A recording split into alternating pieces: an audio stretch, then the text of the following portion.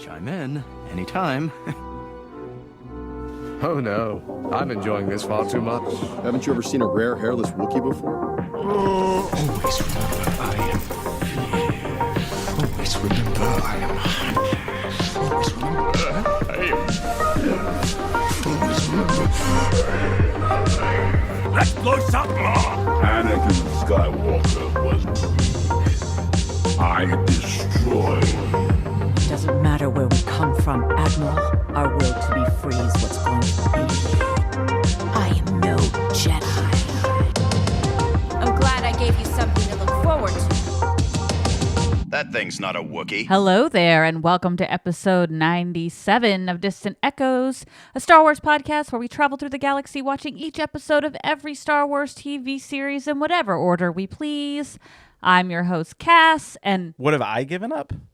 I've given up all chance at inner peace. I've made my mind a sunless palace. I share my dreams with ghosts.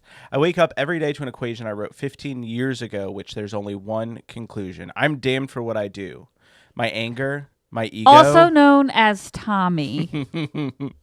You wanted me to go through the whole thing originally. Because I want to hear it all the fucking time. We'll talk about it. We'll talk about it. We'll talk about it. We'll talk about it. And today we are discussing episode 10 of Andor Season 1, One Way Out. One way out.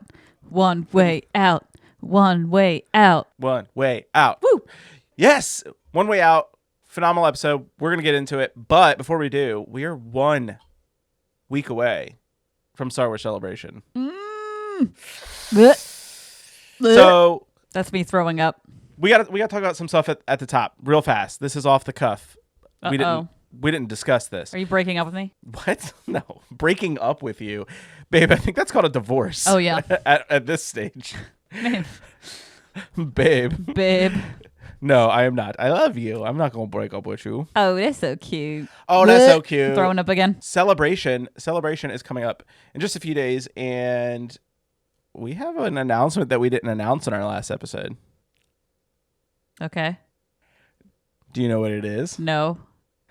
You are in the cosplay. Oh, I didn't know we were announcing that on this.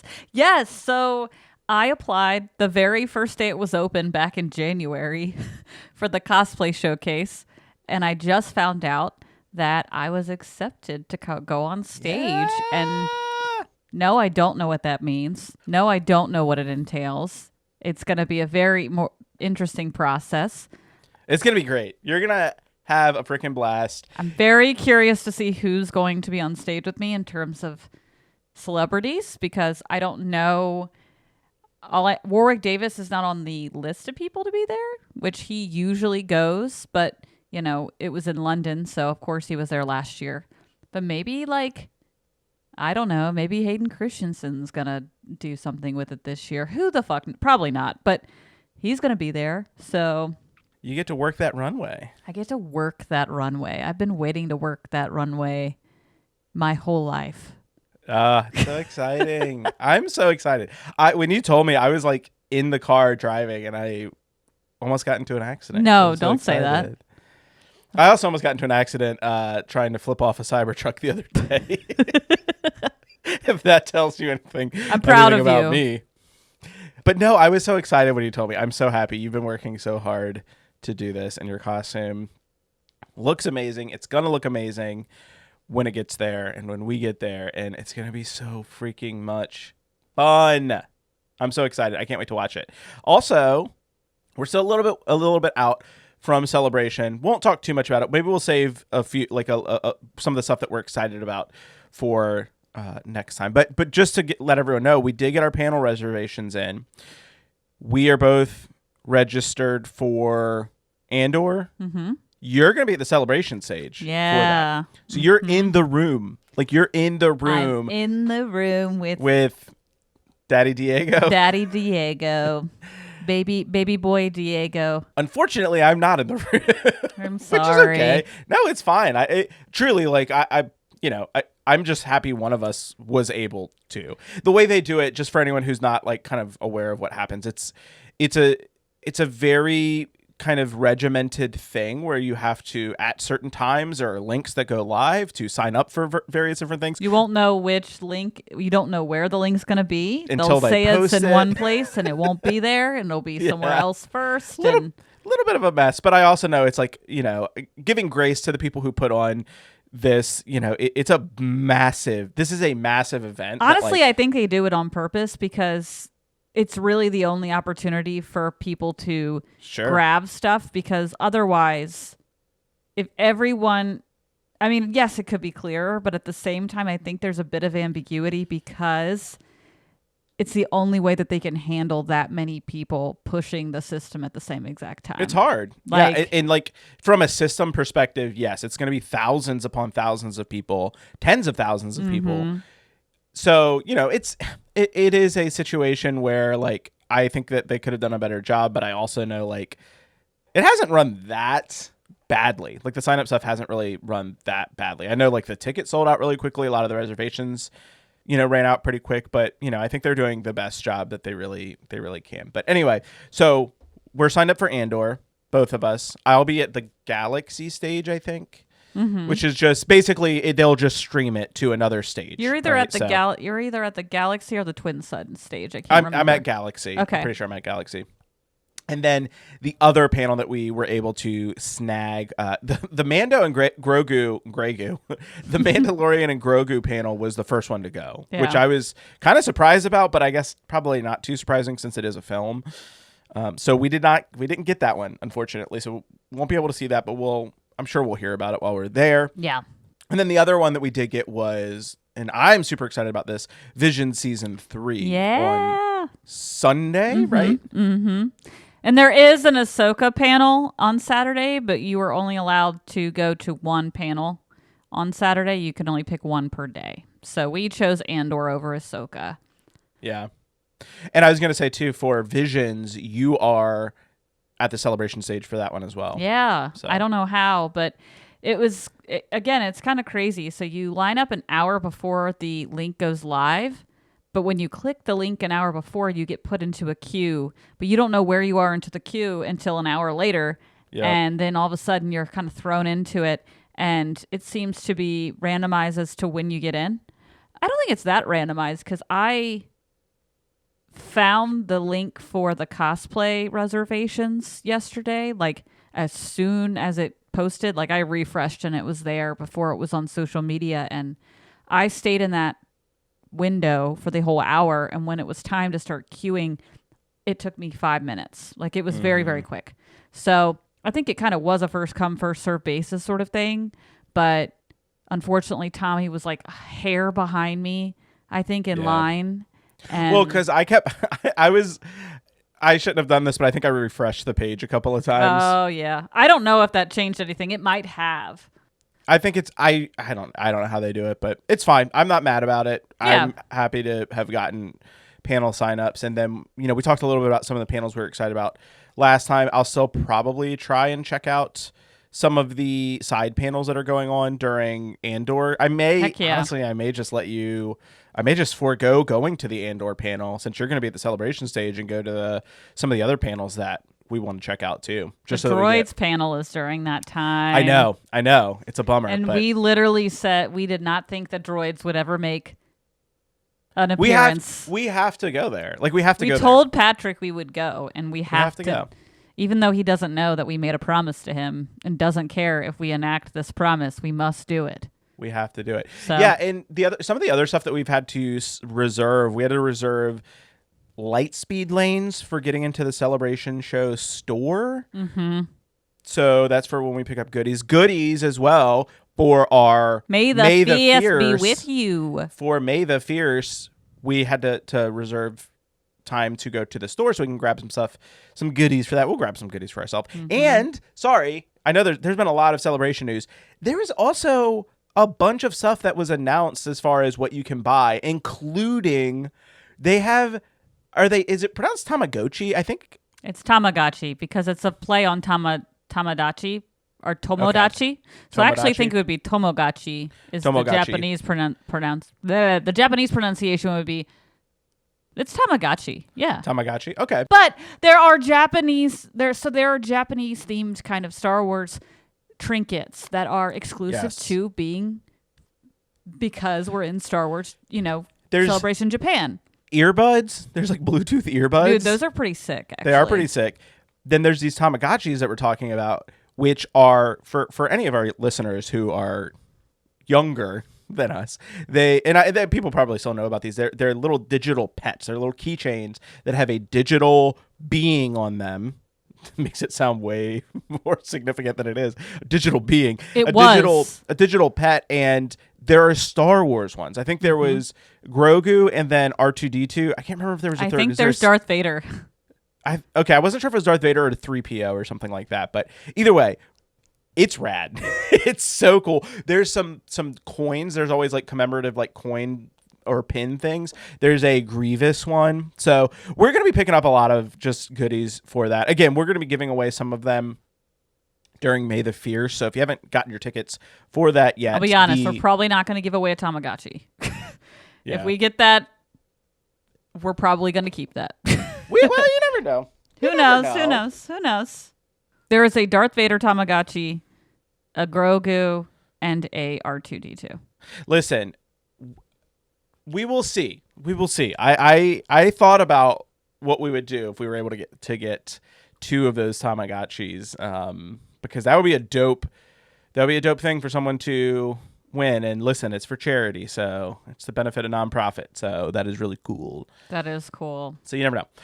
But anyway, long story short, there's a lot of really cool. We'll put a link in the description for a lot of the kind of things that have been announced. There's also just some like it's weird how they've like released some of the stuff. Some of the stuff is like released in one article and then some stuff is released in another one. We saw that I think that the partner vendors that are not kind of like with whatever, like Hasbro, right? Like has some official toys that are coming out. We've seen a Black Series Ronin figure, as well as I believe it's a X-Wing from the Twins episode of Visions that was also announced, as well as a Micro Galaxy series. So again, a lot of really, really cool stuff. We don't usually get into like news and toys and products and stuff like that, but because this is of interest to us because we're going, and I think a lot of people are really interested in some of the limited edition stuff, I figured it was what better time than now to talk about it. Absolutely. Yeah. So, and I think on our next episode, because we will be right before Celebration, maybe we can talk a little bit about our predictions, anything cool that we think is going to happen, things like that. So, but we got a little bit of ways to go. And we also have a little bit of ways to go, which is a weird turn of phrase and not really an actual turn of phrase, a little bit of ways to go in the remaining episodes of season 1 of Andor. Or was there anything else Celebration related you wanted to mention? No, I was just going to say we don't have a way to go. We have one way to go, and it's out. And that's how you do it. I'm not going.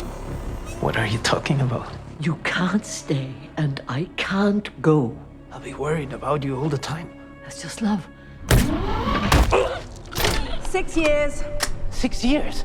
Welcome to Narkina 5. No one's getting out, are they? Not now. I need a loan. Davos Calden. He's not a banker. He's a thug. What will it cost? I have a 14-year-old son. I'd like to bring him with me. You can't be serious. You heard from Cinta? She's doing what she was told. Now, receiving messages is just as dangerous as sending them. You should keep that in mind. Sir, we need to get out of here. Son, we need to get out of here! You didn't question the mother? If nothing else, she's our bait. She's the reason Andor came back.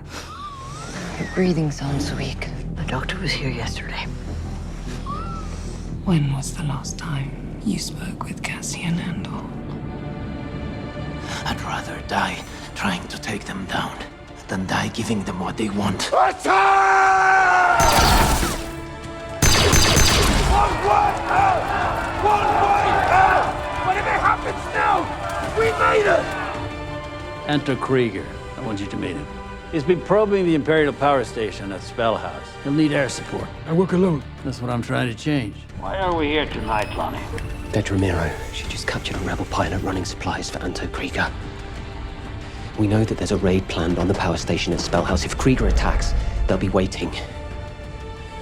And if he doesn't, they'll know something's amiss. They'll be slaughtered.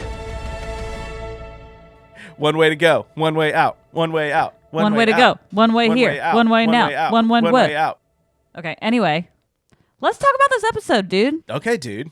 Okay, dude, let's do it. So, you might know that this has a name, and the name of the thing is One Way Out. I was like, what is the name? Perd Hapley? Oh, yeah, Perd Hapley. That's what it sounded like. There's an episode, and it has a title, and the name of the title is One Way Out. And it's the 10th episode of the first season of Andor. This episode is directed by Toby Haynes and written by Beau Willimon.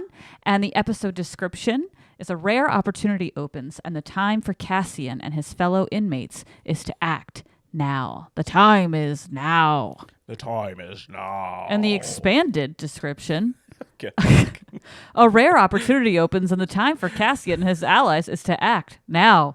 Meanwhile, to ensure the future of the rebellion, Mon Mothma brokers a new deal with a very high cost. Okay, you know what, though?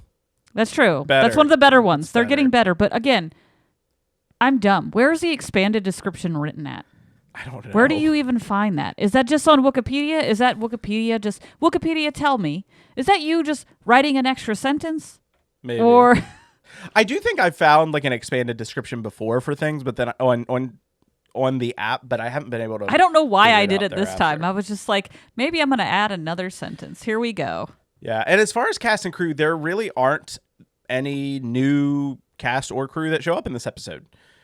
But shout out to the prisoners in Narkina 5, Yes. because we talked about a lot of the main players, especially the ones that, you know, at the manufacturing table with Andor.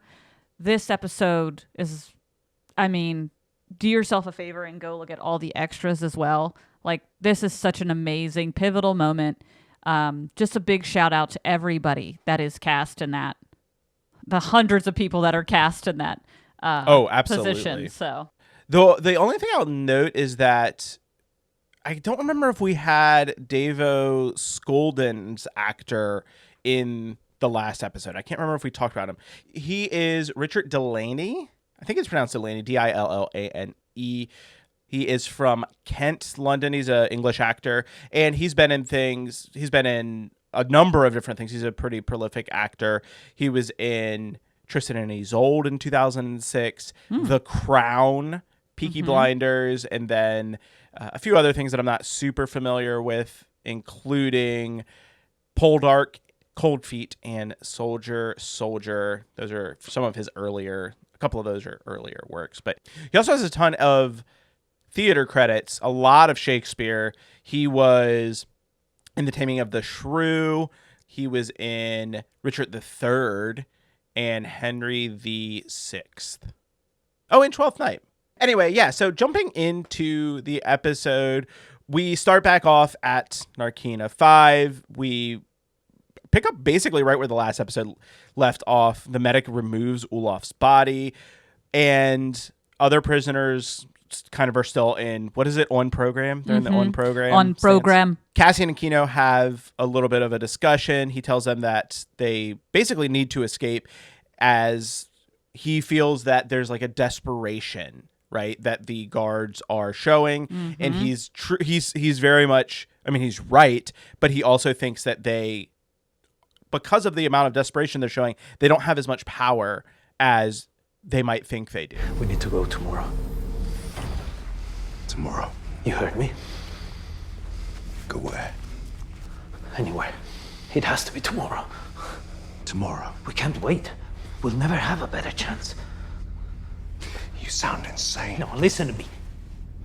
They don't have enough guards, and they know it. They're afraid. Right now, they're afraid. Afraid? Afraid of what? They just killed 100 men to keep them quiet. What would you call that? I'd call that power. Power. Power doesn't panic. 5,000 men are about to find out they're never leaving here alive. Don't you think that worries them upstairs? Whatever we're making here is clearly something they need. They can't afford to be surprised again. There'll never be less guards than tomorrow. You know that! On program!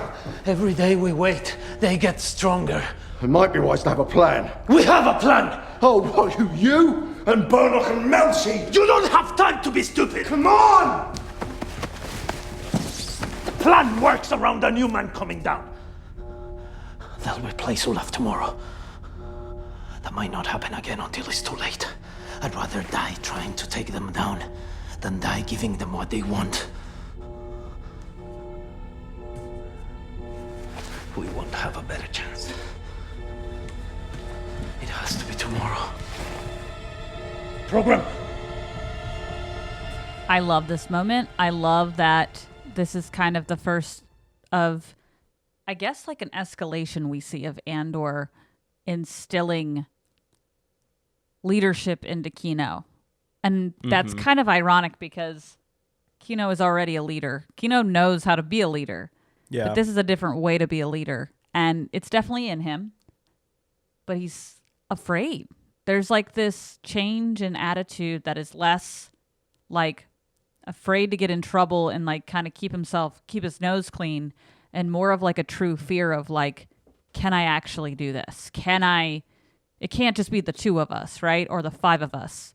Like Andor says, it has to be, there are 5,000 of us. And they just realize that the 5,000 of us know now what they did to 100 men. Yeah. And they're afraid. Yeah, it's this moment where you really start to feel kind of, it's a turning point for Cassian, I think, in a way, because he starts to try to instill in Kino, like he has to inspire him, basically. He has to inspire him that like this needs to happen, and it needs to happen quickly. And I love this moment too, especially when they're in I think it's in the scene where they're in the kind of, they're coming back to the rest of their pod, and after Olaf's death, and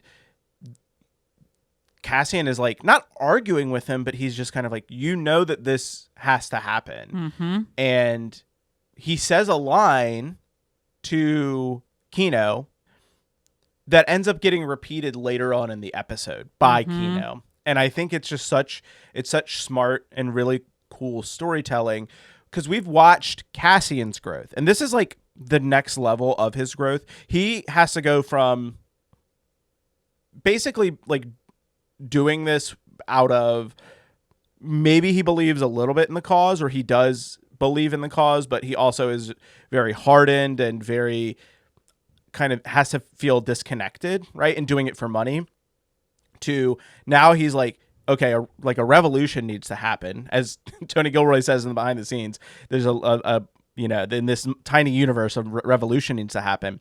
Realizing that, to then being a leader essentially and having to inspire others. I just think it's really, really interesting. And then we also see a little bit of like an interesting trajectory for Kino as well in this entire episode. So anyway, yeah, it starts off so strong. Yeah, I mean, Andor, like, they kind of get into a fight a little bit. They like push each other back and forth, and I mean, Andor is very aggressive about this. And I think Cassian, I keep calling him Andor, I don't know why, but Cassian realizes that he cannot be the one to do this. Like, he is not the one that's going to inspire everyone. Yeah, like everyone gets along with him and he's charming, but Loy has to be the leader of this revolution. Yes. And it's a pretty big role for Andor, a big jump for Cassian to make from being, just kind of wronged and doing things for money and kind of doing his own thing, to very selflessly be like, I'm going to help these people, and I'm specifically going to help you realize who you need to be for these people. Yeah. Because Cassian knows he needs him. Like, it's not a situation where Cassian can be, I mean, I'm sure he probably could, but if Kino isn't bought in, you're going to have a fractured group. You're going to have people who are like, well, Kino's been leading us this whole time. I need to listen to him and hold back.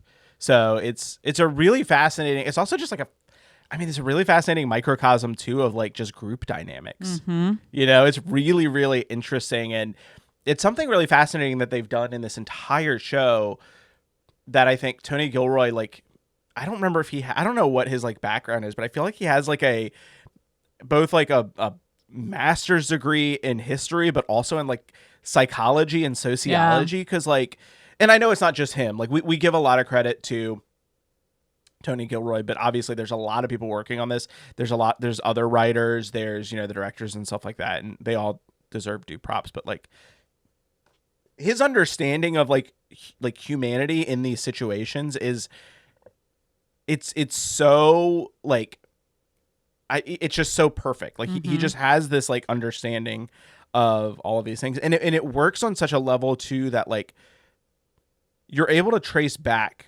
to moments like throughout the entire episode of like, not even in like necessarily a linear path, but like there's strands that like just kind of hang out there and you're like, oh yeah, that was like Cassian learning this, or that was Cassian doing this. And it's like, it's really smart storytelling. And again, I think it comes from just understanding both the characters, but also like humanity and how people act in these various different situations. And it's really, really well done. It's actually interesting, the trajectory that Luthen has on the outside with his group of different rebels, different groups, and bringing them all together is very kind of mimicked in a smaller scale to what Cassian is doing in the prison. Yeah. Because there are different, even though we don't see them as heavily, there are definitely, like, we can assume, because we've seen this in our own society in a prison, people like the Kino Loys who are like, I'm just going to like do what I'm supposed to do. But there has to be a moment where that breaks, right? And the overarching evil starts to get serious. And when they start to crack down, that's when the revolution takes place. And it's happening on both fronts. So absolutely. So the next part that we get into, we see a quick little moment of the ISB. They receive news that Anto Krieger's group is pursuing a dead pilot, and Supervisor Deidre advocates for a more aggressive response. On Ferric, Cinta watches Marva, who is like neglecting her medicine. She's like refusing to take her meds. She's just being herself, but she's clearly struggling to breathe. She's having a really hard time. And then we also see a quick moment of the Chandrilan embassy where Mon Mothma meets Davos Skolden. We mentioned him in the last episode. She is not happy about this. She does not want to meet with him. He is a slimy little bitch. He's not as bad as her husband, but he's definitely like, he just thinks he knows everything about everything. He just immediately had like evil vibes. He's so misogynistic. He just doesn't, he thinks that he has a handle on the situation, and Mon's there to tell him that he doesn't, right? She does not take his shit, which I love. And unfortunately, though, he is the only one, she concedes, that can kind of help her with her dilemma, which is moving her funds, right, in the bank accounts. And she doesn't necessarily agree to his offer at first because... Oh, that's so gross. He wants her to arrange a meeting between his son and her daughter. Let's have it. I'd like a return invitation. I'd like to come back here, at least once. I'm sure that's something that can be arranged. I have a 14-year-old son. I'd like to bring him with me. You can't be serious. I'm not asking for betrothal. Then what are we talking about? An introduction. Her daughter's 13. She'll soon come of age. 2 young people, attractive and privileged Chandrilan citizens. What makes you think I approve of that tradition? Our position sometimes makes decisions for us, don't you find, Senator? Neither of us have lived a life that encourages nonconformity. Is that your only offer? I'm afraid so. Tay will see you out. Of course.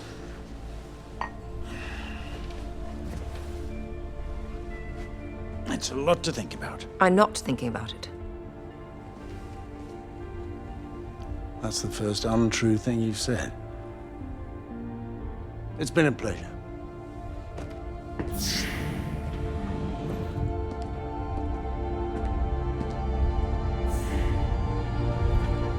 It is like a tradition that is apparently still alive and well, and later we'll see that we won't talk about it very much, but eventually she does end up giving in because she has to, but also the only reason I think she really feels like she can do it is because her daughter is like in her own stage of rebellion, right? And is kind of doing the opposite of what her parents are doing. So she's kind of like, her daughter's kind of like, it kind of reminds me of this topic of conversation I've had recently with people at work where like Gen Z is like way more conservative than we are.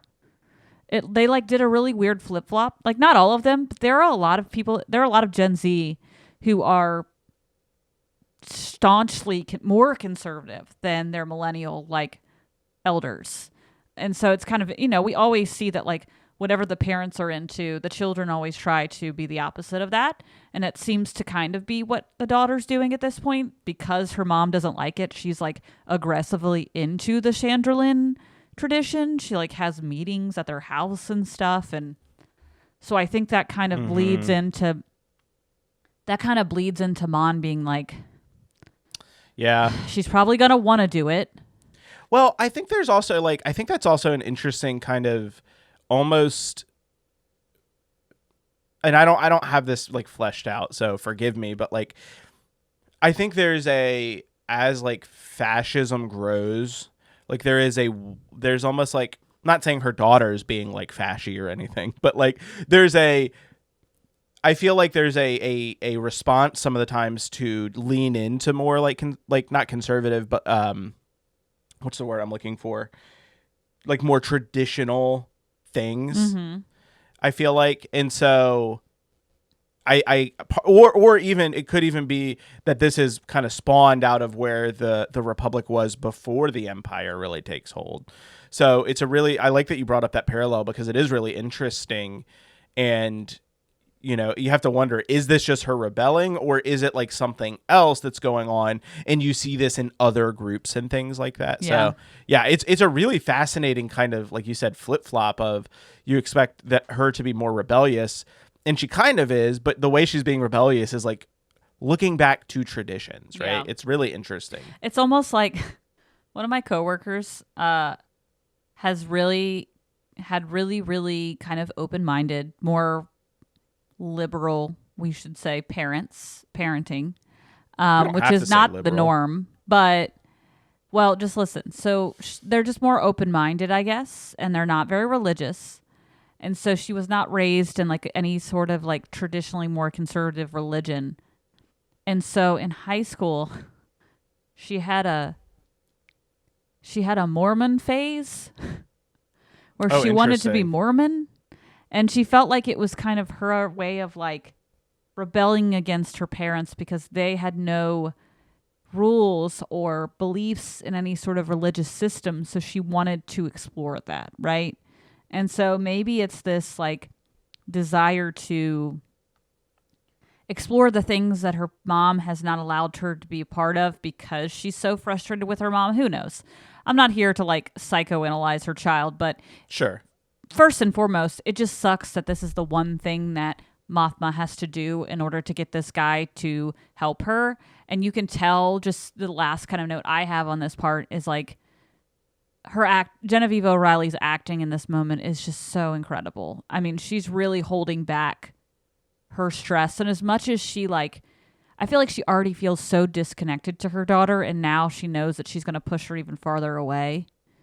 Yeah, and I really like the trajectory that her character goes on. I mean, we talked about this a little bit in our last episode of, I felt very initially just kind of dismissive of her just because my initial read was of her of this as this kind of ineffectual kind of liberal politician still working in the mechanisms that led to the rise of the empire. Nancy Pelosi. Yeah. Nancy Pelosi, Chuck Schumer, all of them. It's and I think don't get me wrong, I think there is still an aspect to Mon Mothma in her character that is that. I think though she is taking much more prudent and necessary strides and putting herself at far more risk as time progresses throughout all of these episodes. And you see this kind of deterioration of her as this stalwart,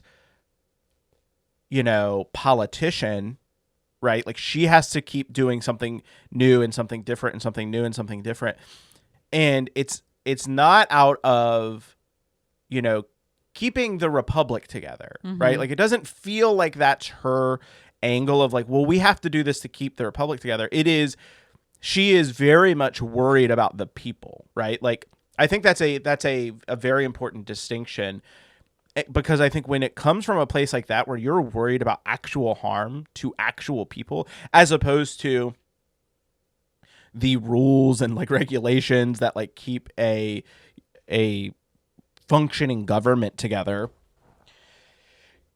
you're going to do things that will make a bigger difference because like you have to, because if you don't, people are going to get hurt.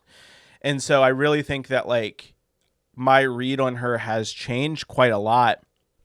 I'm really interested to read The Mask of Fear to get another sense of her character. And I'm probably going to try and read that before we get to Japan, because I just think that like I've always been interested in her as a character, especially where she comes from. I just think like my initial introduction to her was, again, of this politician who was just kind of like trying to keep the Senate together. Like, we got to keep stuff going. According to her, that's been her mask all along. It's kind of what she just wants people to assume, because that is more of just like an annoyance of the Empire, and they don't really seem to take her very seriously, right? Yeah. And she doesn't want that. Yeah. She doesn't want any heat on her at the moment. She does not want that smoke. Yes, that is what I thought you were gonna say. Back on Narkina 5, we're kind of moving forward. It's the next day. Kino convinces all the prisoners to join in on the escape. I love his kind of like how he talks to the prison pod. Like, it's so good.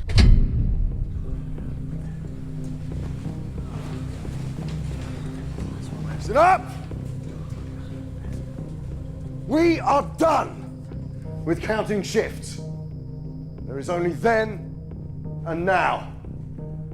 There is only one way out. Play it how you want. But I'm gonna assume I'm already dead and take it from there. There's no sense in warning the night shift.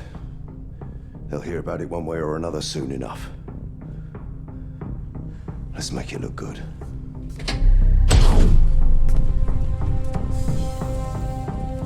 Cassian goes, and we saw him in a couple episodes ago, or maybe it was the last episode. Fucking with that panel. Had no idea what he was doing. Yeah, we said I didn't know until like after it happened. Even like while he was doing it, we were like, "What is going on?" Wild, and we find out what he's doing. It's literally a water pipe. So he basically cuts open this water pipe and is like, it's this tense moment. And this is when the episode like it just turns action, a lot of action really quickly. He's like cutting through this pipe while the new prisoner is arriving. We know he needs to get it done really quickly. Tension is building. He ends up getting it dislodged and makes it back in time. He's like soaking wet. It's very funny. I know, it's like, oh, I just pissed all over myself in the bathroom. Yeah, don't worry about it. My dude, are you okay? What did you just do in there? I'm just sweating. Yeah, it's like, whew, like that last meal tube really got to me. Really need some fiber in there. They need to stop giving us flavor, because flavor goes right through me. I did not know we were going to go on an extended. But it's so true, because when he came out, I was cracking up. Like everyone else is just looking at him, and he's just soaked to the bone. It's so funny. So this is when the plan really starts to kick into motion, and the whole point was they wanted to short out the floor. That's what the water was for, so that if they turned on the floor, it would short it out and basically short out the entirety of the like electricity. That happens. Unfortunately, a few people do get fried. Their plan was to like jump up on the tables as they like flip the switch. A couple people do get fried. It's pretty gruesome. And then we have just kind of the all out. It's us versus them. The prisoners are taking over. Let's fucking go. And yeah, that's what kicks off this prison revolution. I love it so much. It is really, it's as uplifting and as badass and like, and thrilling as it is. there were a lot of really gut-wrenching moments where, they're doing everything they can. They're jumping on the tables. They're hiding these pipes behind their backs. They're knocking the shit out of these guards who are shooting at them. And for a moment, it's really harrowing because we see so many prisoners die almost immediately. It's pretty gruesome. One other quick thing about the water scene, and this is just in an interview that I was reading with. This was an interview with Tony Gilroy on the finale. The interviewer was Roxana Haddadi, and the question doesn't really matter, but I love what Gilroy says here, and it fits in with this pretty well. He says, if there's an overall thesis, I think it's that I believe human behavior is more powerful than anything. And it sort of leaks like water through a spout through anything you put it on. It rusts out everybody's intentions, whether it's hitmen and organizations or law firms or huge corporations or marriage. What we need, what we're afraid of, all the things that fuck us up is more powerful than anything people design and more powerful than any political system. I guess I keep working on that all the time. And I just love, like, he says it's like water leaking through a spout. And I think like that's such a, like, I'm probably getting way too deep. No, into it's a this, perfect metaphor. That's why it leaks when it leaks.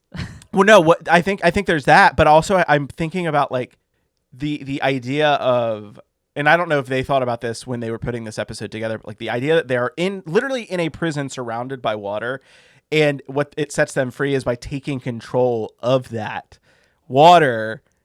And like letting it out, and then it's it leaks through everything like a spout. Like it's so fascinating that he like these connections that you still see like even outside of the show. And I just saw that and I was like, we have to talk about that because that was so freaking fascinating. I love that. I mean, but it is also so poetic. Yeah, it's also very sadly poetic too, because this is where the fucking waterworks came from my eyeballs. Yeah. Well, before we get to that moment, I know we already just talked about it, but like, yes, the speech that Kino gives when they finally make it to the top and they start to recruit the rest of the floors to their cause. Oh my God. Is so powerful. My name is Kino Loy. I'm the day shift manager on level 5. I'm speaking to you from the command center on level 8. We are, at this moment, in control of the facility. Is that the best you got?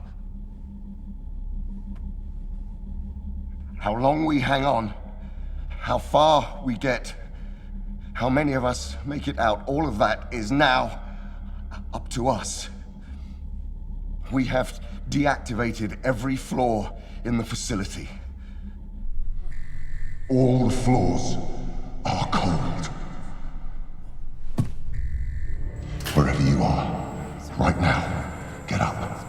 Stop the work. Get out of your cells. Take charge and start climbing. They don't have enough guards, and they know it. If we wait until they figure that out, it'll be too late. We will never have a better chance than this. And I would rather die trying to take them down than giving them what they want. We know they fried 100 men on level 2. We know that they are making up our sentences as we go along. We know that no one outside here knows what's happening. And now we know that when they say we are being released, we are being transferred to some other prison to go and die. And that ends today. There is one way out. Right now. The building is ours. You need to run, climb, kill. You need to help each other. You see someone who's confused, someone who is lost. You get them moving and you keep them moving until we put this place behind us.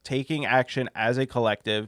The collective is more powerful. Like the many is more powerful than the few kind of thing. Like, you know, people coming together. And I think that like there's especially something that's beautiful about Cass, who is able to like set aside his ego, right? Like think about where he's at for the Aldani heist, right? Like one of the things he says when they're doing the Aldani heist is he realizes they don't know what the fuck they're doing. And he says to them, if my ass is on the line, I'm flying the ship. I'm taking over, right? Like he is not like, and I wouldn't say that that's ego. That's more like self-preservation, but it is like a little bit of ego of being like, I'm the only one that I trust myself to do this. And think about his growth to go and realize like he needs other people. Yes. He needs these other people to do what he needs, like what he needs to get done for self-preservation. The preservation of the whole is the preservation of like his self in this, right? Like they all have to get out for any of them to get out. But it's kind of like a selfless preservation because it's like, I know that I have a role in this. I know that like, in order for other people to move forward, I have to be alive to be there to do this, right? But he's like, I guess what I'm thinking of is like it's almost kind of the opposite of what we normally get with Star Wars, right? Of like you have Luke who is the focus, right? Of like, you know, firing, you know, the shot that blows up the Death Star, right? It's like this mythological hero figure. And you know, you think about it and it's like there's a world where Cass could have been like, I'm going to be the one to give the speech, and then everybody's going to look up to me as this hero. Like, he could have seen it that way. He could have been the one who, like, tries to rouse everyone, but he doesn't, because he knows that that's not what's important. What's important is them getting the fuck out of there.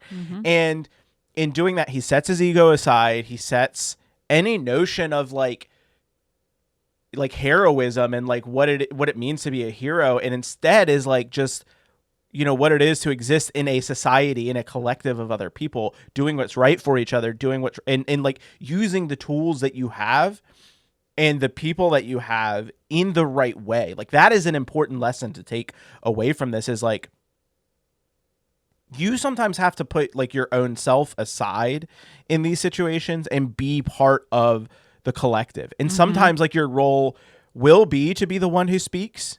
Sometimes your role will be to be the one who helps someone who is speaking, like help them.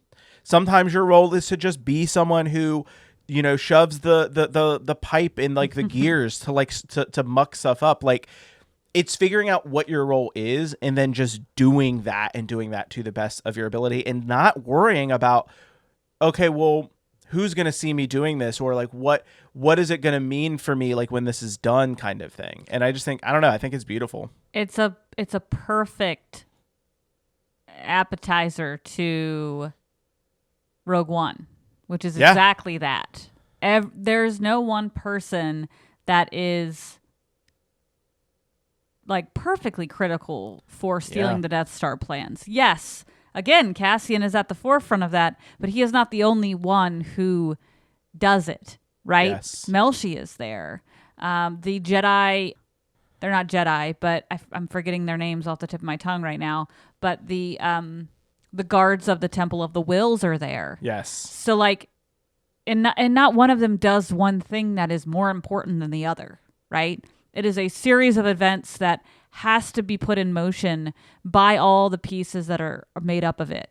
And Nemec says that too in his manifesto. He says, you know, one small drop in the ocean that begins to ripple outwards or something like that. And that's exactly what is happening and what he's realizing. Whether he realizes it or not, you know, he's kind of the gut instinct of self-preservation is motivating him to recognize how important it is to save other humanity as well, right? Yeah. In that moment. But yeah, the other thing, last thing I want to note too is that, you know, thinking about, again, the beginning of this arc, because I do think that this, one of the things that this show does, and we're talking about it as if this is the last episode, and it's not. There's 2 more after this, people. But we have watched all of them already. We just were like, we got to go through this because the second trailer's out.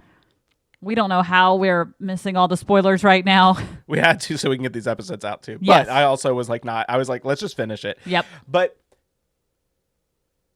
the other thing I think about, and what I was getting at is like this show does this thing that is like, it's not even like a desire to rewatch it like immediately after you finish it, as much as it's like, if you rewatch it immediately after you finish it, you get like this richer text, right? Like, and I think about like the fact that like that's true of the entire series, like Cassian's arc, Luthen's arc, Bix's arc, like everybody, like you see, like, again, we talked about those like strands that kind of go through all of these different arcs and these different things. But like, even in the individual story arcs, you get to the very beginning of Narkina 5, like the Narkina 5 episode, we get introduced to like the structure of the prison. Obviously, like there's the whole point of it being this, you know, very confined and oppressive thing. But there's also the added element of the prisoners have been conditioned to work against each other on an individual level, on a team level, and then on each of their floors, like each of the floors working against each other, and it builds up and outward. That is like, that is the structure of like so many corporations. Like when you think about it, like it's so fascinating that they did that. And again, when you think about where this episode ends, it's none of those things matter. It is egos are set aside, egos be damned, and everybody working together without being told like what their role is to do something that is important and necessary to get their asses out of there. And it's just so fascinating to go from, well, you have to do this because if you don't do this, your team is going to be collectively punished for it. And if your team doesn't do a good enough job, well, then our whole floor is going to be collectively punished for it. And if like, you know what I mean? Like rippling outward in that kind of way, where it's like, it's almost these walls kind of built in to just being like, okay, if you see a person who needs to be picked up, pick their asses up. If you see a man who needs help them. Like it's obvious stuff like that. I don't know. It's the opposite of, you have the contrast of that good. of the ISB or the IBS, as I've started to call them. I cannot be the only one that's made that joke, but I just love it now. I'm certain you are. Yeah. Okay. Thanks. Thank you for believing in me. But anyway, it's the opposite of them, right? Who are set up to be competitive to one another, who are set up to constantly appease one person for no reason other than their own personal gain. In contrast to the prisoners, in contrast to the workers on Ferrix, who all work in unison, who are always looking out for one another. The daughters of Ferrix, like helping one another, watching everyone. Everyone knows Marva. Everyone is concerned about her. They all have their own part to play, and they do a very similar thing, as we'll see in the next episode, as to what the prisoners are doing now. Yeah. So it ceases to never not be important. Interestingly, this last kind of scene that we get in this episode is also about the, I guess, kind of, it's tough because I really don't know. We don't really know too much about this character, and I don't know how much more we're going to get. Like if they're going to, they're going to come back in the next season. I know we don't really see much after this episode, at least in this season. But speaking of roles that specific people play in this rebellion and the importance of them, back on Coruscant, Luthen, a little earlier in the episode, it happens very quickly. Luthen gets word that there is a kind of a warning sign that is billed to him. And so he meets with, we find out, Lonnie Jung, who of course we know is in the ISB, who has been working with and against, in some ways, Mira. And it's just, this part was so intense too. So Lonnie gets in the elevator. He's coming down to meet Luthen, and he has a radio on. He like has been hiding this radio in the elevator, and he finds it, and Luthen starts talking to him, and it sounds very threatening, very scary. We come to realize that apparently Lonnie is actually part of the rebellion in some way. He's technically an insider, but he wants out. And he becomes very fearful because Luthen knows so much about him. Luthen knows so much about every component of every rebellious dealing, even though he's not himself part of any one alliance. We saw it in the last episode when... Oh, wait, no, we actually haven't seen it yet. It's going to be in a coming episode. We see this happen, and just keep that in your mind, that thought of him having his hand in everything and knowing so much about everything, because there's a moment with Saul Guerrero later on that we see this too. And he kind of spooks Saul. Oh, yeah. With this as well. And he does the same thing to Lonnie. He says, "Congratulations on becoming a father." And that grips him because that's the reason he wants out, right? It's like, I have a family now. I'm terrified. I'm getting way too deep into this. And, you know, Miro is getting to the crux of this. And Rael is kind of remaining invasive about his own involvement.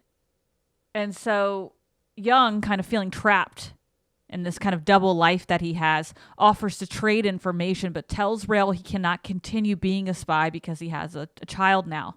But Luthen says he has to be involved for the sake of the rebellion, and he truly has no way out now. Like, he's already far enough in, you know, as threatening as he is by saying, you know, you have to be here and I know so much about you and there's no other way. He's also kind of telling him, like, you know, he has his speech about sacrifices. And of course, you know, this is where Lonnie asked him, like, what have you sacrificed? And he says what you said, part of what you said at the top of this episode. And what do you sacrifice?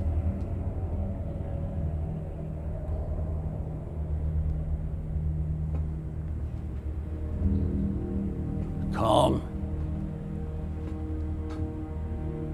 Kindness, kinship.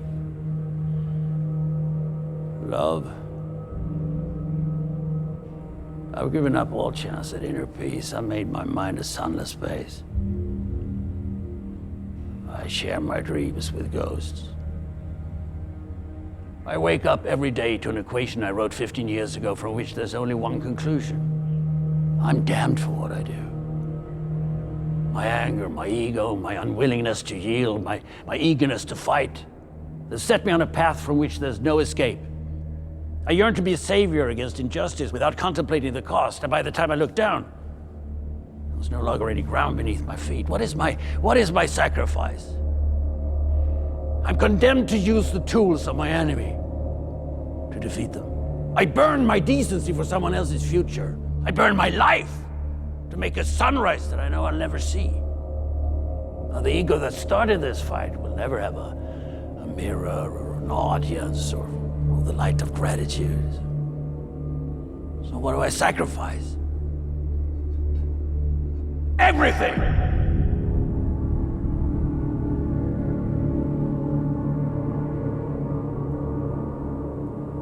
Just stay with me, Lonnie. I need all the heroes I can get.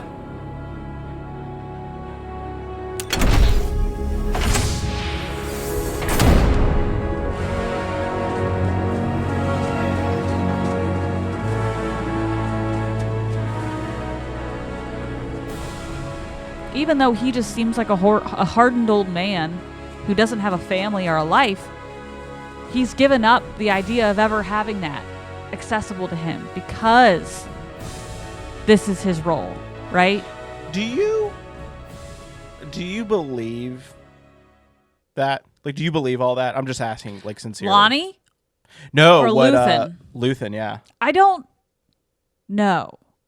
I think so. I think that there are people, again, we just talked about people having specific roles in this world. And if you look at Mon, like, she's kind of in a similar but not too similar situation as Lonnie, that she has a family and she's had to sacrifice her own daughter because she realizes that it's bigger than her and her needs, right? Mm-hmm. In terms of Luthen, kind of like Saul, there are some people who don't have any attachments other than the passion they have for what is going on.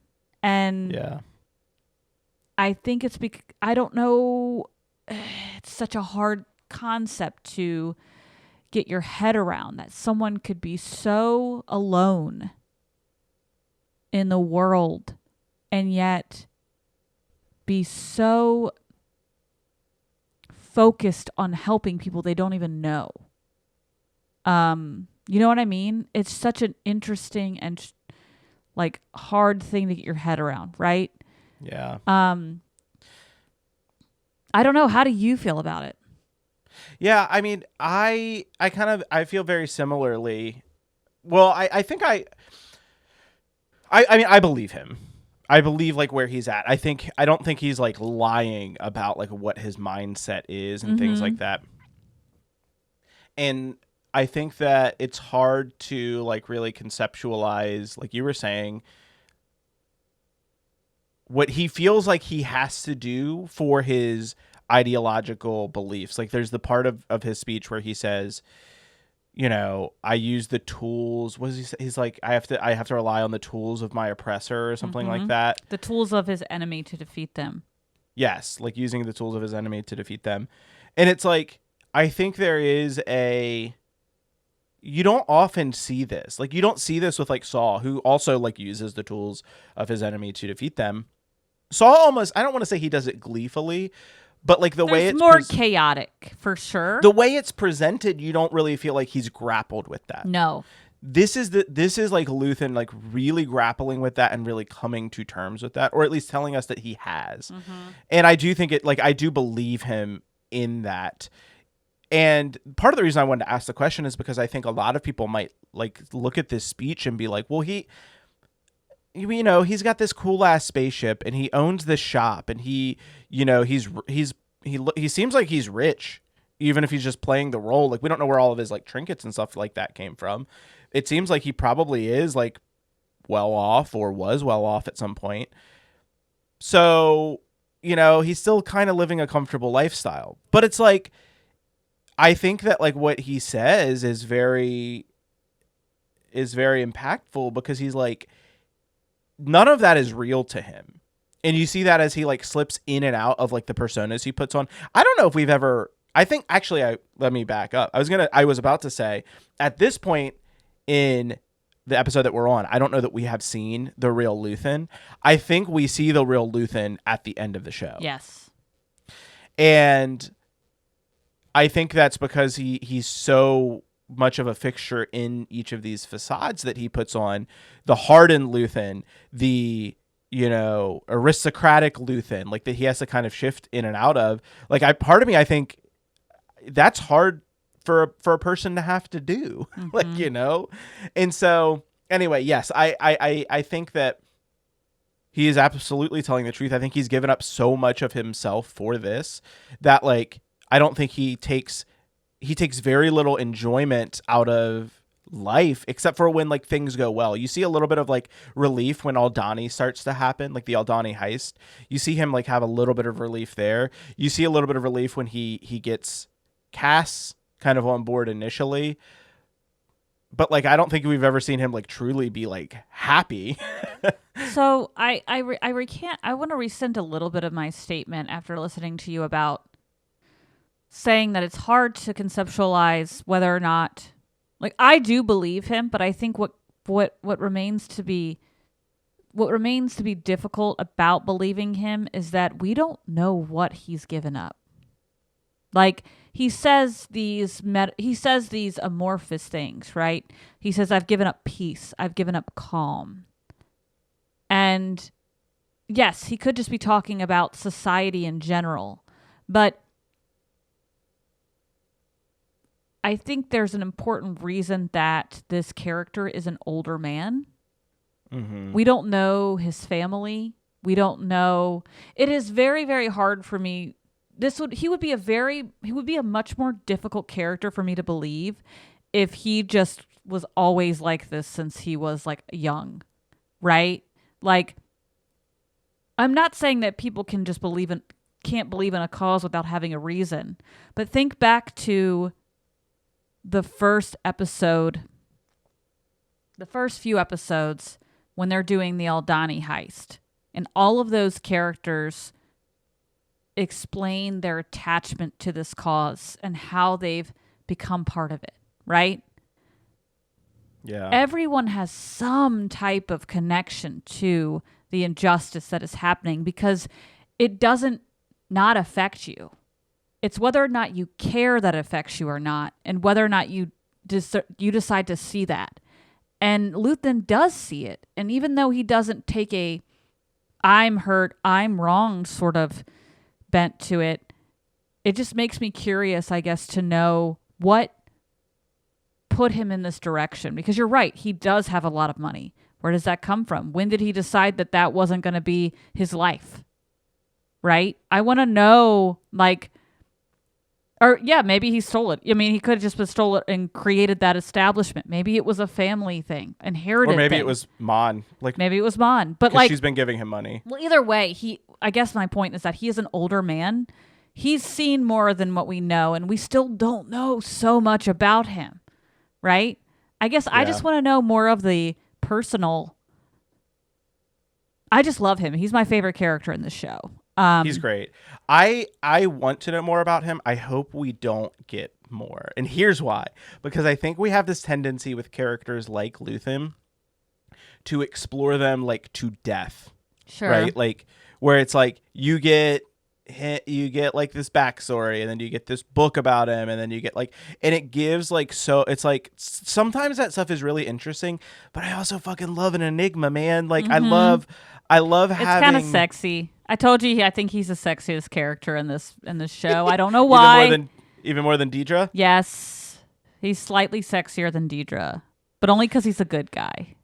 So yeah, it's I would love to know like where he comes from and what happened, but I also think like that is part of the allure of this character of like he is so steadfast and like really into his approach. Like his ideology is like more sound than any. He's all fucking in. Like he knows. Yeah. Like he's like almost like religious in his steadfastness, almost like a monk or something. Like completely faceless. Like he has these different characters, but like you said, it's very rare that we see his true persona when he's interacting with people. Right? Yeah. It's actually only in moments when he is alone. And that, I guess I just I empathize with him, and I don't know why, even though I'm not like that as a person. When he's alone, you see him start to hurt him. And it just makes me feel for him, because I'm like, what is he holding on to? You know, like there just seems to be something. And you're right. I think maybe we don't need to know. Because it just adds to the interest and mystery of his character and the excitement of his character. But it also brings a humanity to his character that I think is important, to see him break down, even if we don't know why or what he's thinking, you know? Well, and I think it's really important the way his speech is written too. Like it is like this very like metaphoric, and the language is like very flowery, right? Like it is like, I mean, it is, you know, almost out of like Shakespeare, right? Of like what he's actually saying. Like, I've made my mind a sunless space. I share my dreams with ghosts. Like when you first hear that, you're like, what the fuck? What is happening? What is he saying? Like, and I think that's really important because like a lot of the times I feel like when he's talking, like he's very direct and blunt. And so like getting this like flowery language out of him, I think gives this very like maybe not unintentional. I think it's intentional look at like who he is as a person. Like he's like, you know, like I wouldn't be surprised if like maybe he was just like a poet, you know? Like at some point, maybe he was like Nemec. Can you imagine if he was a very... Yeah. Honestly, I could see that, right? Because he says, part of his monologue, he says, My anger, my ego, my unwillingness to yield, my eagerness to fight. They've set me on a path from which there is no escape. I've yearned to be a savior against injustice without contemplating the cost. And by the time I looked down, there was no longer any ground beneath my feet. I feel like you're exactly right. It's almost like, now I'm thinking he's kind of like, what if he was just anemic that was just had these beautiful ideas and didn't know what to do with them. And by the time he had written it all down, by the time he had told people about it, he realized that he was putting to words what the more actionable people couldn't say. And they had lifted him up so far that he couldn't come back down from where he was. He just had to start being that person, you know? Yeah. It's kind of crazy. Damn. It's kind of the role of a revolutionary leader, right? Like, I don't know how I got here, but here I am. And who am I to stop all these people's dreams from flourishing? Like, that's why he says, like, I have no other choice but to give myself up. Like, and I think too, the moments where like you get these cracks, right? Like in his kind of like not facade, that's not the right word, but like cracks into this person that he has become are all in these like human interactions. When he's, and I'm blanking on her name, but his what is his assistant's name? Clea Markey. So like there's times when he's with Clea and like the way they interact with each other is so different than the way he interacts with other people. And like, I don't know what their story is. I don't know what their relationship is, but like, it feels very much like he has this kind of like, this like loving nature towards her, not in a romantic way necessarily, not in like a familial way, but just in like a human way of like, this is the person I spend the most of my time with, but I'm also this person who has made my mind a sunless space. That's like, what I'm getting at. I mean? And so is she. Like, she's like that to other people humanity. Too. Yeah. I feel like they're both, maybe that's why they're so connected to one another, because they both have done that. Because she's that way too. We only ever see her kind of have a softness for him when she tells him to not do something, to turn off the communications, to go here. You need to escape. You need to go do this. She's always telling him what to do. Yeah. But she does not act that way towards other people. She's not that protective. And I think that's what I'm getting at, is that whatever human element he has sacrificed, whatever story he does have, it is definitely connected to her. There's a reason that the two of them, however unlikely they are together somehow, and they make such a good duo. It's very interesting. It's very cool.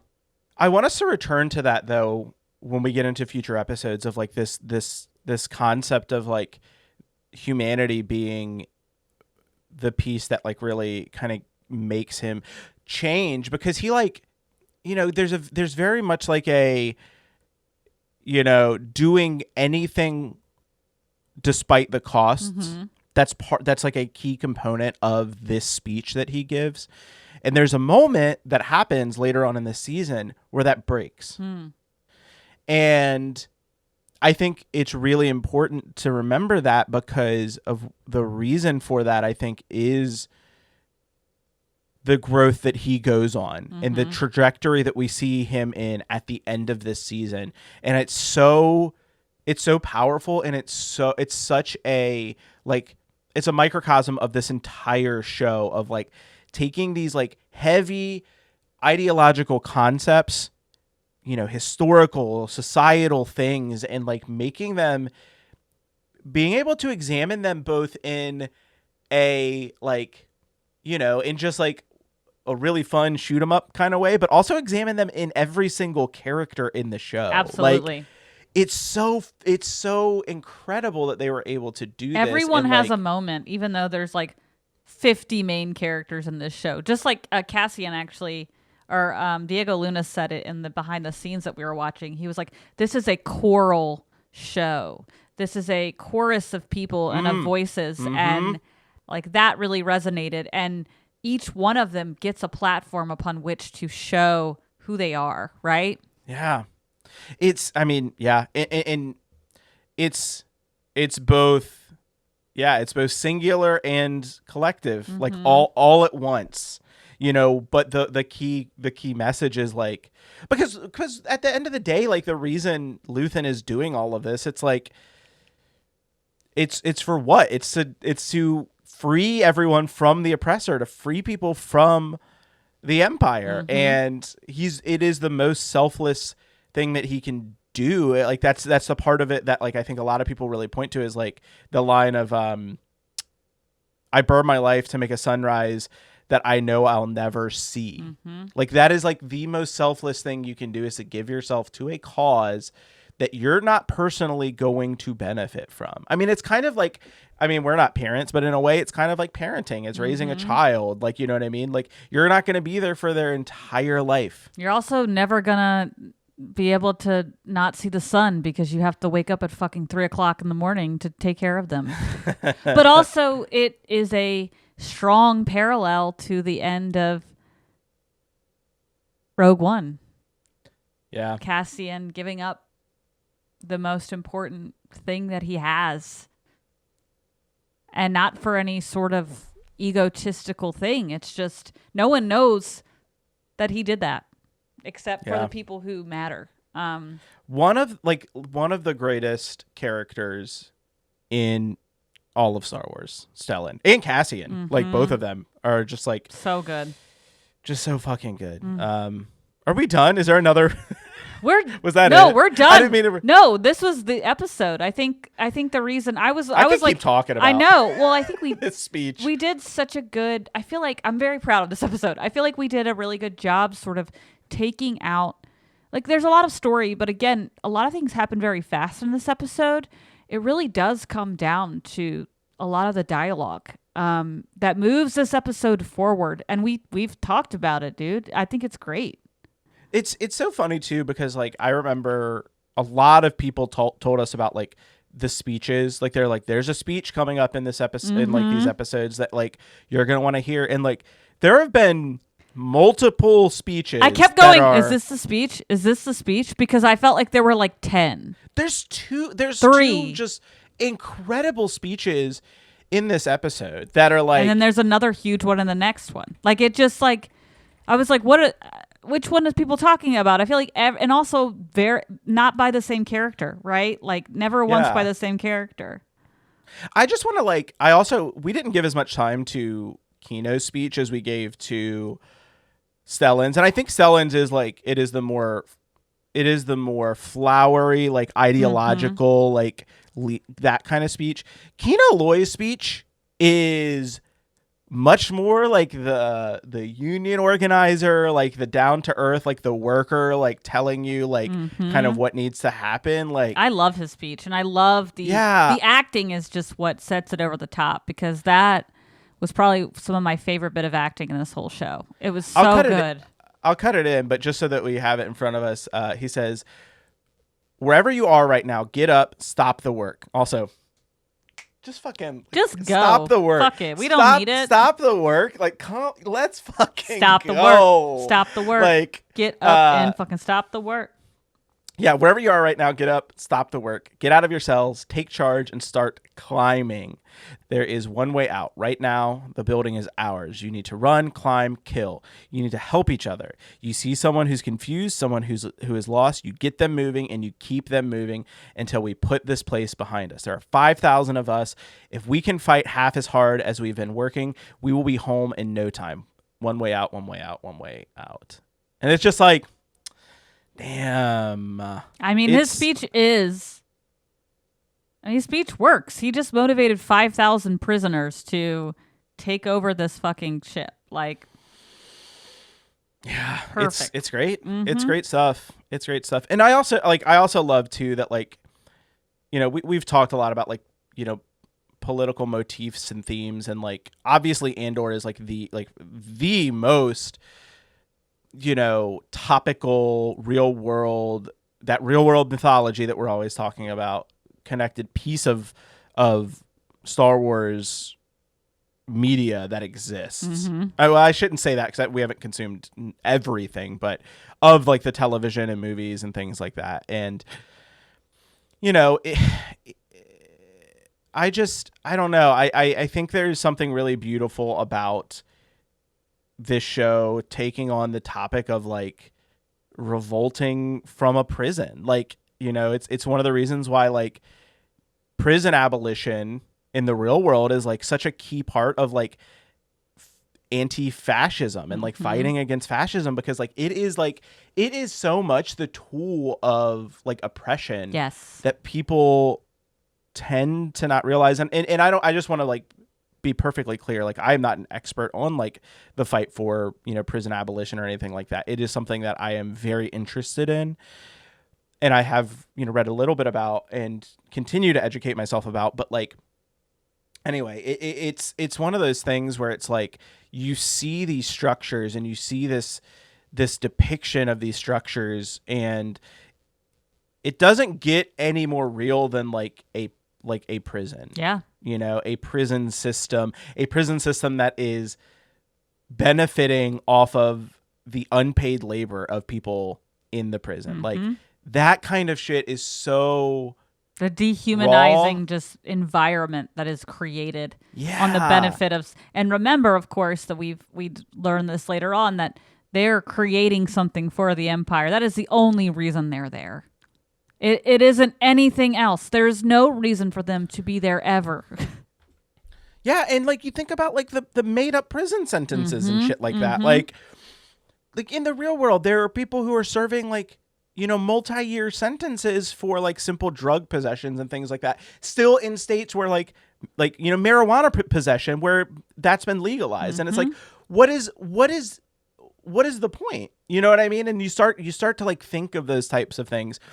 And it's not hard to see like the prison system and the prison structure as a, you know, people talk about it as supposed to be like a deterrent for crime and things like that. And it's not a deterrent for crime. It is a deterrent for people acting out against oppression. Like it is the ultimate tool of oppression. This is where you lose your rights. Like you go there and you lose your rights, like your fundamental human rights. And like we're not even talking about like the recent renditions of migrants in the US to like an El Salvadorian prison that is like notorious for like human rights abuses and stuff like that. And so that is one of the reasons why, and I don't think I'm saying this very eloquently, but like prison abolition is at you know, the forefront of a lot of, you know, anti-fascist groups and things like that. And it is a topic that, you know, I would encourage people to learn a little bit more about, and, you know, really understand like why, you know, it's in our world and in Star Wars world, it is intersectional, right? Like there's so much about the prison system that is that negatively impacts Black people, people of color, indigenous people, you know, gay, lesbian, transgender people. Like it's completely intersectional, and it's not just anyway, I'm going to keep rambling if I don't stop myself, but it's like, I love that like this show doesn't like, it's obviously not diving as like deeply into that topic, but that topic is there. Like this prison system isn't like just out of nothing, right? Like, and like being completely real, like there's people who the law would say in Star Wars, the law says that they deserve to be in this jail. None of that matters when we're watching this. We're rooting for them to get the fuck out of there, right? Yes. I'm sure there's people who may have broken a law that was on the books when the Republic was around and it wasn't the Empire. And you would look at them and say like, well, they broke the law, send them to prison. But it's like, again, we're watching this and we're rooting for them to all go. And so it's just like, I invite people to like sit with that feeling and sit with this as I like have in the past. And it's beautiful. It's beautiful to get stuff like this. And I think that it's because it comes from people who really care about this kind of stuff. And yeah, it's just great. It's great. I love that. It's so great. I keep telling people at work, like everyone's like, well, I don't know anything about Star Wars. I'm like, it doesn't matter. I feel like this is such an important piece of media for everyone to watch. It just happens to be in space, but like It it just is happens to be Star so Wars. significant to watch, especially right now. And I don't think Yeah. it'll ever stop being important to watch. And I think everyone should watch it. So, Yeah. Whew. Yeah. This was a fun freaking one. Yes. Do you have anything that you want to talk about beyond the Outer Rim? I don't. I feel like we have a lot of planning. We have a lot of Star Wars stuff we talked about up front. Hey. You know, we'll talk about some Japan stuff on the way back. I'm going to keep my rim private for now until we return from Japan, and then I'll open it up. You'll open up your rim. Yeah. I just have one thing that I was going to talk about beyond the Outer Rim real fast, because I know we got a couple episodes to get through today, but we recently saw a David Lynch movie at our local theater. Ugh. And there was like, it was Blue Velvet, and there was like nothing like that felt more like, I don't know, it felt like such a, we're not like huge moviegoer people, but like there's nothing more, like that was like cinema. Like that was cinema, honey. It was phenomenal. The movie itself, that was my first time actually watching Blue Velvet. I loved it. And yeah, it was just great to be like in this historic theater that we have in Richmond and watching a David Lynch movie. It felt like we were consuming art. You know what I mean? We were. I mean, we were like obviously, but like in like an art house theater and like watching like a David Lynch movie, like it was just great. It was wonderful. But anyway, that was all I wanted to mention. Well, thank you. That gives me warm fuzzies. I love all the talk of consuming good media. That is so significant. We're nothing if not consumers, baby. Nom, nom, nom, nom, nom. We eat it. We eat it up. We do. Anyway, thank you so much for listening to this episode. And if you liked it, please consider sharing it with a friend or on social. Drop a comment or a 5-star review. Those really help us out. You can follow us on Bluesky and TikTok, where we are at Distant Echoes Pod, or on Instagram at Distant Echoes SW. And you can find us each individually. Tommy, where are you located in this galaxy? I am at Awkward Comma, and I also have another show that I host with my pal Derek. It is called Lee Carvalho's Potting Challenge, a Simpsons gaming podcast where we're playing every single Simpsons video game ever made chronologically. And you can check that out over on glitterjaw.com. We just released probably what is my favorite episode we've done so far, so it would really mean the world if you all went and checked that one out. Yes. And I am Gonk Binary on the same social media platforms. We are a proud member of the Glitterjaw Podcast Collective. If you're looking for other queer media podcasts, check out the full roster of Glitterjaw shows at glitterjaw.com. Tune in next time when we... I forgot. Make it out? Oh, yeah. Oh. It says it. Oh. I scrolled all the way down the bottom. It just said thing. And I was like, I forgot. Tune in next time when we make it out. One way out. One way out. Yeah. One way out. What? Goodbye. Come on. Come on. Bye, everyone. Bye.